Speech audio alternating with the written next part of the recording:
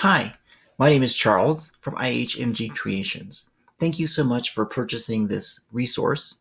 This is a quick tutorial on how to access the digital content as well as some ideas of how you can use it effectively in a distance learning environment. When you download the PDF, please go to page 3. And here are some important links for you to help you get started. This is the link to your Google Slides presentation that we'll go over in just a moment. This is the teacher tutorial, which you're watching now. There's also 2 student tutorials. One is how to do the book study, and the other is on how to set their long-term financial goal. And then finally, if you cannot read this book with your students, or if your students don't have access to the book, here is a YouTube read aloud link that I made of the book being read aloud, so you can share that with your students so they can have access to the book. So let's go ahead and click on that link. And what it's going to ask you to do is to make a copy. Please make sure you do this step. And what that ensures is that you have your own copy of the presentation. Once you have your own copy, you can make changes and edits, you can rearrange things, you can take things out, you can reword questions, you could add in additional material, just really personalize it. So once you do that, it is yours to do with what you please.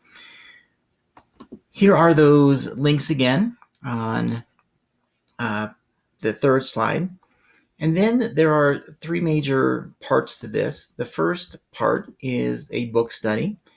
And the book study is just some basic reading comprehension questions. So prediction, comprehension, a little bit of a written response here. There is a cause and effect activity. There is a sequencing activity. And then there's the story elements from Beatrice's Goat. So that is one part. And then to bring in some economics, there is needs and wants. So you could have a mini lesson on that. Then there is a math portion. So there's 2 tables and then some word problems. So that could be assigned either in one big thing, or you can break that up, which I'll show you how to do later. And then for the personal financial literacy piece is helping the kids learn how to set a long-term financial goal. So they're going to think of an item that they would have to save for like a year or more. So something that costs between $300 and $1,000. And so anytime that your student sees a blue shaded in box, if they just put their cursor in there, then they can make edits and changes and type their text. So they choose what they're going to save for. They identify 3 ways for them to earn income. Then the last 2 parts are kind of just to look at the bigger picture. So this talks about incentives. And then the final part is about once they reach their long-term financial goal, and if they continue to earn income, maybe who would be some nonprofit organizations that they could donate part of their earnings to. There is an answer key. And for these are just sample answers, but I would encourage your students to use complete sentences and use text evidence.